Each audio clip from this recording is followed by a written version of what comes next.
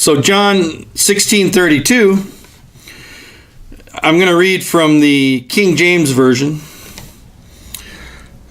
because then I can say thee and thou and ye and yea, and I like saying yay.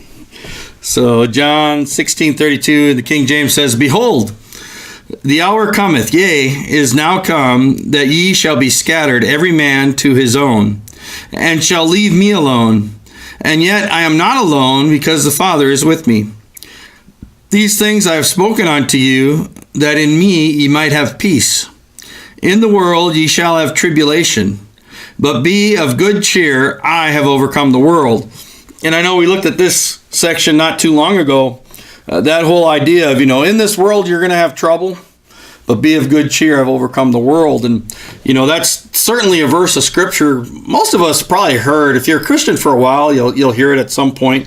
Yep, you're going to have problems in this life, but be of good cheer, he's overcome the world. But it's so powerful to look at it in context here. Here Jesus is about to go to the cross. Here Jesus is about to die. Here Jesus is about to be, as he says in verse 32, he's about to be left alone. And he says, Behold, the hour cometh, yes, and now is, that you're going to be scattered. Every one of you is going to be scattered onto your own. You're going to go to your own house. The New International Version says, but the time is coming and has come when you shall be scattered, each to his own home. You will leave me alone, yet I am not alone, for the Father is with me.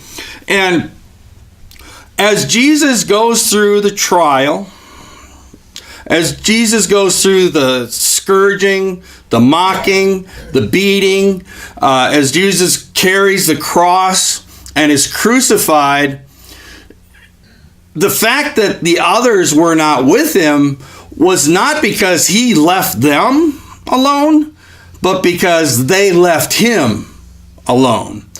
And you understand the difference in our lives is God is with us. Jesus is with us through whatever we go through, but there can be times where we don't go with him. Maybe the path he's taking us on, we don't want to go on that path. Remember, Peter was bold, right? He was like, man, I'll die with you. I'll fight, and he stood up when they came to arrest him. He came with the sword, and he goes to chop off a head, chops off an ear, and Jesus stops him.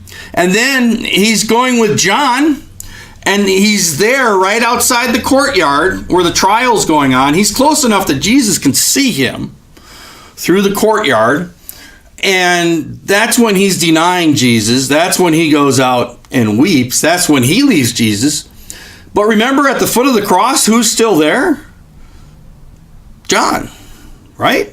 John was there. John went to the trial. John went to where he was being beaten and scourged. John went to the crucifixion and was at the very foot of the cross. And Jesus spoke to John with some of his last breath. See, John didn't leave him alone. Do you know what John calls himself in the Gospel of John? And what John is known as? He is known as the disciple that, who can finish it? The disciple that Jesus loved. Remember at the Last Supper, when someone's going to betray him, he's leaning on Jesus. Right there, he's that close, leaning on him, asking him. Peter's like, ask him.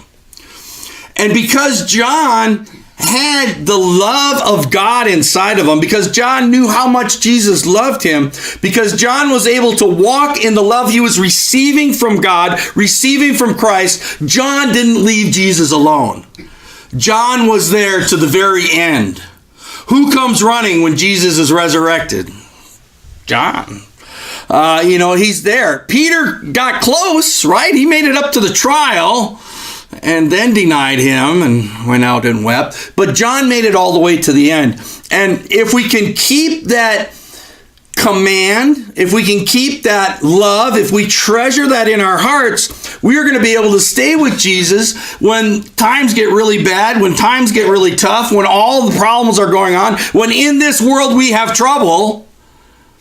We'll be able to be of good cheer because he's overcome the world, and we're going to be able to hold on to the very end. And even when it doesn't look right, even when it doesn't look like God, even when it looks like God's failing. I mean, didn't it look like he was failing?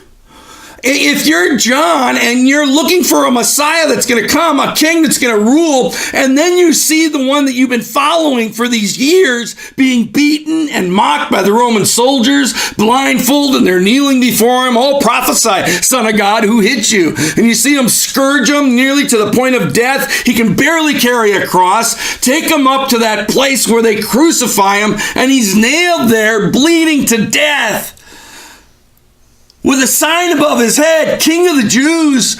And you're going, that's not what I was looking for. How many of you know that's not what they were looking for?